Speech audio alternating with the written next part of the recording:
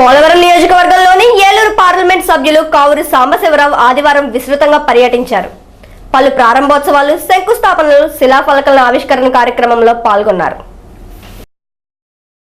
పోలవరం మండలంలో పర్యటించిన ఎంపీ బుట్టాయిగూడెం మండలంలోని కేఆర్ పురం నందు 1,05,00,000తో నిర్మించనున్న ఏపీటీడబ్ల్యూఆర్ స్కూల్ భవనానికి శంకుస్థాపన చేసి భూమి పూజ చేశారు.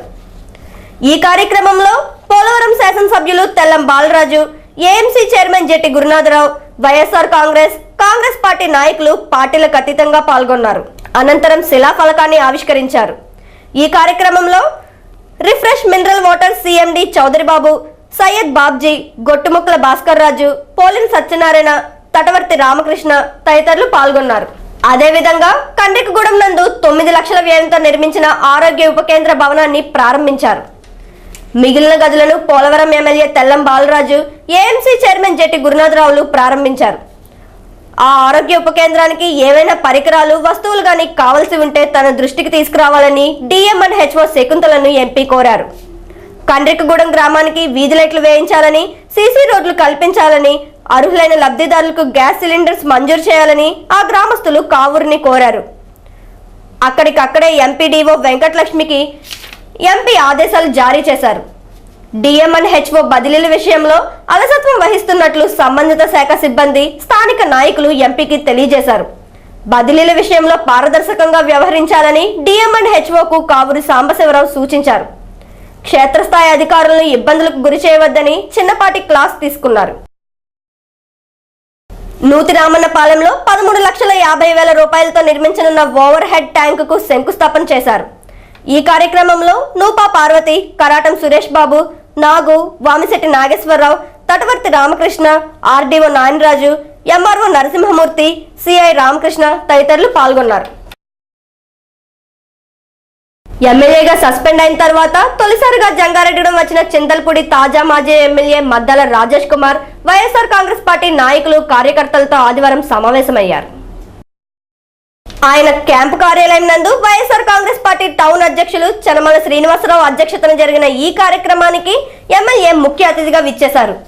ఈ కార్యక్రమంలో ఆ పార్టీ మండల అధ్యక్షులు నులకని వీరస్వామి నాయుడు, బీసీసీఎల్ జిల్లా అధ్యక్షులు పాసం రామకృష్ణ, యూత్ అధ్యక్షులు ముప్పిడి అంజీ, నాయకులు తల్లడ సత్యనారాయణ, పోల్నాటి బాబ్జీ, రావూరి కృష్ణ, కేంశెట్టి మల్లిబాబు, బేతిరెడ్డి శ్రీరామరెడ్డి, గోడపాటి రాధాకృష్ణ, కామన రంగ, పాములపర్తి శ్రీనివాస్, లీలాధర్ రెడ్డి, కొయ్య రాజారెడ్డి, కె సురేష్ రెడ్డి, కె సోమిరెడ్డి తదితరులు పాల్గొన్నారు. ఎన్ని అవాంతరాలు సృష్టించినా ప్రజల్లో వైఎస్ఆర్ కాంగ్రెస్ పార్టీ అంటే గుర్తింపు ఉందని తాజా మాజీ ఎమ్మెల్యే మద్దాల రాజేష్ కుమార్ అభిప్రాయం వ్యక్తం చేశారు. తనకు అధికారం ముఖ్యం కాదని, ప్రజల సమస్యలను పరిష్కరించడమే ముఖ్యమని, అందుకే అవిశ్వాసానికి వ్యతిరేకంగా ఓటు వేసి ప్రజల పక్షాన నిలబడినట్టు ఆయన చెప్పారు. పుట్టెడు దుఃఖంలో ఉన్న విజయమ్మ, జగన్మోహన్ రెడ్డిలకు ప్రతి ఒక్కరూ అండగా ఉండాలని సూచించారు. పార్టీ అభివృద్ధికి సైనికుల్లా పనిచేయాలని ఆయన పిలుపునిచ్చారు. ఈ ప్రభుత్వంలో ఉండటం కన్నా మాజీ ఎమ్మెల్యేగా ఒక కార్యకర్తలాగా వైఎస్ఆర్ కాంగ్రెస్ పార్టీలో ఉన్నది గర్వపడుతున్నాను. రాజశేఖర రెడ్డి గారు ఎప్పుడు చెప్తూ ఉండేవాళ్ళు, ఎంతకాలం బతికామన్నది కాదు, ఎలా బతికామన్నది. రాజకీయాలు శాశ్వతం కాదు, పదవులు అంతకన్నా శాశ్వతం కాదు అని చెప్పి వైఎస్ఆర్ కాంగ్రెస్ పార్టీలో జాయిన్ అవ్వబోయే ముందే మాకు తెలిసి పదవులు ఉండేటటువంటి పదవులు కాదని చెప్పి, నేను జాయిన్ అయినటువంటి 2వ రోజే అసెంబ్లీకి వెళ్ళి స్పీకర్ గారికి నా రాజీనామా పత్రాన్ని సమర్పించడం జరిగింది.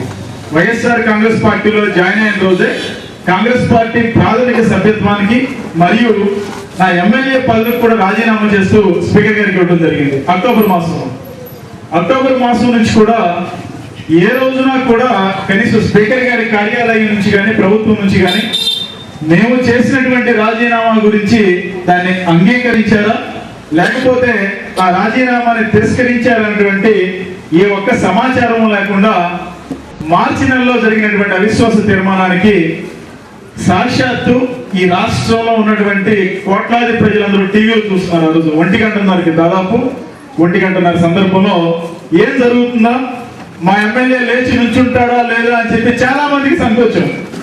చిన్నకూరాడు కదా, నన్ను భయపడతాడేమో అని చెప్పి అనుకుంటాం జరిగింది. భయాలు కేవలం రాజశేఖర రెడ్డి గారి చిరునవ్వు ఈ రోజుకి మాకు గుర్తొస్తూ ఉంటుంది. జగన్మోహన్ రెడ్డి గారికి పెడుతున్నటువంటి కష్టాలు కానీ, జగన్మోహన్ రెడ్డి గారి కుటుంబానికి సంబంధించి పెడుతున్నటువంటి ఇబ్బందుల ముందు పోల్చుకుంటే మనం పడేటటువంటి ఇబ్బందులు కానీ, మనకు ఉన్నటువంటి ఈ పదవులన్నీ కూడా తృణప్రాయం అని చెప్పి ఆ రోజున నిర్ణయించుకోవడం జరిగింది. కాకపోతే మేము కోరుకున్నది ఏంటంటే, మార్చి నెలలో మేము అవిశ్వాస తీర్మానానికి మద్దతుగా ఓటేస్తే వెంటనే స్పీకర్ గారి సమక్షంలో కదా మేము లేచి నుంచున్నది, వెంటనే మా మీద అవిశ్వాస తీర్మానానికి మద్దతుగా ఓటు వేసినందుకు మా సభ్యత్వాన్ని రద్దు చేస్తారని చెప్పి అనుకోవడం జరిగింది. కానీ రద్దు చేయలేదు.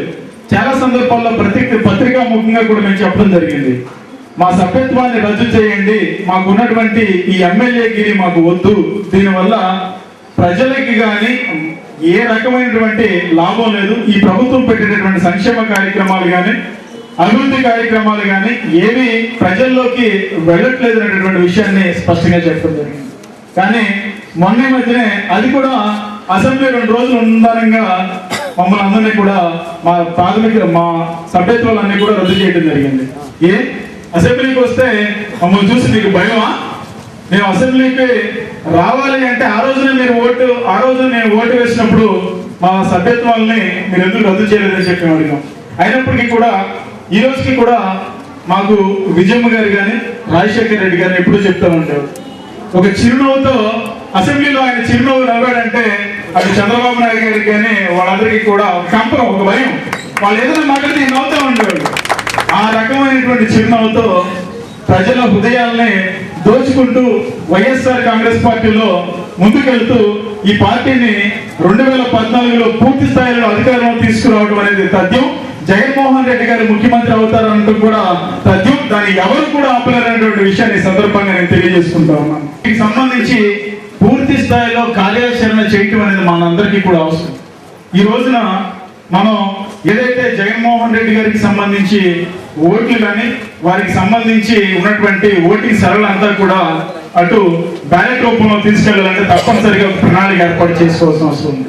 ప్రతి ఒక్క పంచాయతీకి కూడా ఈ రోజు నుంచి కూడా మనం అందరం కూడా వెళ్దాం, అక్కడ ఉన్నటువంటి సమస్యలను తెలుసుకుంటూతో పాటు కార్యకర్తలందరినీ కూడా సమీకరించుకుని వైఎస్ఆర్ కాంగ్రెస్ పార్టీలో పెద్ద ఎత్తున జాయినింగ్ అనేవన్నీ కూడా చేద్దాం అని చెప్పి సందర్భంగా నేను తెలియజేసుకుంటా ఉన్నాను.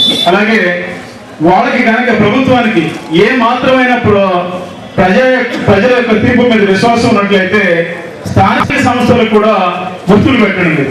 ఫ్యాన్ గుర్తు పెట్టండి, హస్తం గుర్తు పెట్టండి, సైకిల్ గుర్తు పెట్టండి, ఏ గుర్తుకు ఎన్ని ఓట్లు పడతాయో మీరు చూసుకోండి అని చెప్పి ఈ ప్రభుత్వానికి సవాల్ కూడా విసురుతా ఉన్నాం. మీరు ఏ మొహం పెట్టుకొని ఓటు అడుగుతారో మాకైతే తెలియదు, కానీ మేము మాత్రం రాజశేఖర్ రెడ్డి గారి ఫోటో చూపించి ఓటు అడుగుతాం, రాజశేఖర్ రెడ్డి గారి పేరు చెప్పి మేము ఓటు అడుగుతాం, జగన్మోహన్ రెడ్డి గారిని కానీ ఆ కుటుంబాన్ని కానీ పెడుతున్నటువంటి విషయాలన్నీ కూడా మేము చెప్పి మేము ఓటు అడగలం. మీకు ఓటు అడిగేటటువంటి నైతిక హక్కు తెలుగుదేశం పార్టీ ఇటు కాంగ్రెస్ పార్టీ కుమ్మక్కు రాజకీయాల వల్ల వారికి ఓటు అడిగేటటువంటి నైతిక పరమైనటువంటి హక్కు కోల్పోయారు.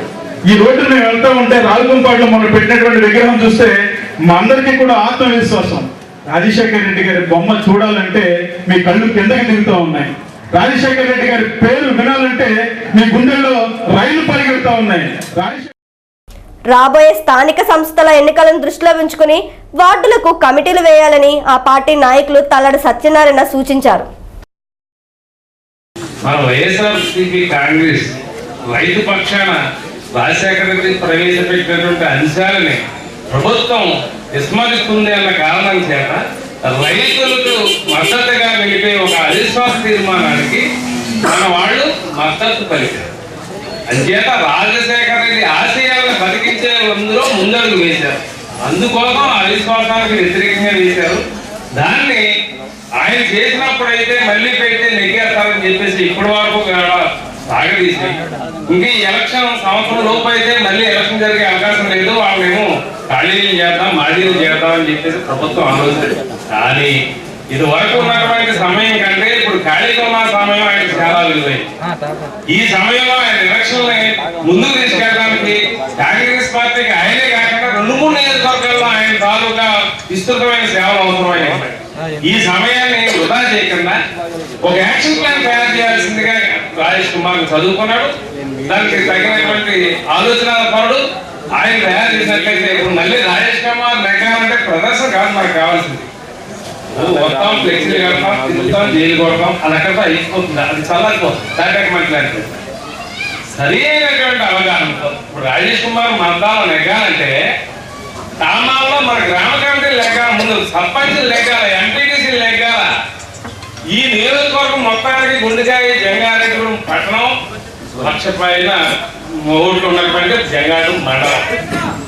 అంచేత రమాలని 3 వంతులు దాటి 50% ఓట్లు ఉన్నటువంటి 40-45% ఓట్లు ఉన్నటువంటి జంగారెడ్డి మండలాన్ని పట్టణాన్ని మనం చిత్తశుద్ధిగా పనిచేస్తే ఇక్కడ పోలైన ఓట్లలో 60% మనం తెచ్చుకునే అవకాశం ఉంది. అంతమంది కానీ మన వైఎస్ఆర్ అయితే దానికి ఒక మార్గంలో మళ్లించేటువంటి పద్ధతులు మనకి ఇక్కడ పొరపాటు కారణం ఏంటంటే బుట్టాయిగూడెం మండలంలో పర్యటించిన ఏలూరు ఎంపీ కావూరి సాంబశివరావు రామారావుపేట సెంటర్ వద్ద పీడబ్ల్యూఎస్ పథకంలో భాగంగా 9,60,000 రూపాయలతో నిర్మించనున్న ఓవర్ హెడ్ ట్యాంక్ నిర్మాణానికి భూమి పూజ చేశారు. ఈ కార్యక్రమంలో మాజీ జెడ్పీటీసీ సభ్యులు ముప్పిడి శ్రీనివాసరావు, గన్నిన సూర్యచంద్రరావు, ఈ బాబురావు తదితరులు పాల్గొన్నారు. రామారావుపేట సెంటర్ కు సంబంధించిన శ్మశాన వాటికకు స్థలం కేటాయించాలని, ఇల్లు లేని వారికి పట్టాలు ఇచ్చి ఎంజాయ్మెంట్ సర్టిఫికెట్స్ ఇవ్వాలని ఎంపీని కోరారు. సమస్యలను వెనువెంటనే పరిష్కరించి తనకు నివేదిక ఇవ్వాలని రెవెన్యూ అధికారులను ఆదేశించారు. అనంతరం అంతర్వేదిగూడెం గ్రామంలో 40 లక్షల రూపాయలతో నిర్మించిన పిహెచ్సి భవనాన్ని ఏలూరు ఎంపీ కావూరి సాంబశివరావు ప్రారంభించారు. అదనపు గదులను Polavaram MLA Tellam Balaraju, AMC chairman జెటి Gurunatha Rao, DM and HO Shakuntala, గిరిజన నాయకులు కుంజా నాగరాజు తదితరులు ప్రారంభించారు. అనంతరం వైద్య శాఖ ఆధ్వర్యంలో నిర్వహించిన సమావేశంలో నాయకులు ప్రసంగించారు. ఈ సందర్భంగా ఇందిరా జలప్రభ పథకంలో భాగంగా తమకు మోటార్ బోర్లు వేయించాలని మహిళా గిరిజనులు మొరపెట్టుకున్నారు. అంతేకాకుండా నీలం తుఫాన్లో భాగంగా నష్టపోయిన రైతులకు ఇన్పుట్ సబ్సిడీ ఇప్పించాలని కోరారు. నేరుగా రైతుల ఖాతాలోకి ఇన్పుట్ సబ్సిడీ జమ అవుతుందని జెట్టి గురునాథరావు సముదాయించారు. పార్టీలకు అతీతంగా ప్రోటోకాల్ పాటిస్తున్న ఎంపీ సేవలను కొనియాడారు. గిరిజన గ్రామస్తుల్ని ఆర్థికంగా మెరుగుపరచాలి, వారి ఆరోగ్యాలు బాగుండాలి, ఆర్థిక పరిస్థితి బాగుండాలి, వారి పిల్లలు బాగా చదువుకోవాలి అనే భావంతో ఎప్పుడు ఉంటారు. ఎంత కుగ్రామైనా, ఎంత దూరమైనా సరే మీరు చూస్తుంటారు. ఎక్కడ చూసినా సరే కావూరి సాంబశివరావు ఏ రోజు క్షణం తిరిగి దొరికినా సరే పేద ప్రజల మధ్య గడపడానికి ఆనందం. ఈ మధ్య మొన్న 2 రోజుల క్రితం వచ్చాం మీ దగ్గరికి.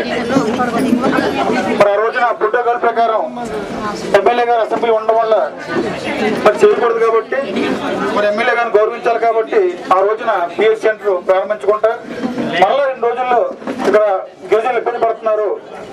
హాస్పిటల్ మరి తయారైపోయి కూడా మరి ప్రారంభోత్సవం నోచుకోకుండా ఉంది.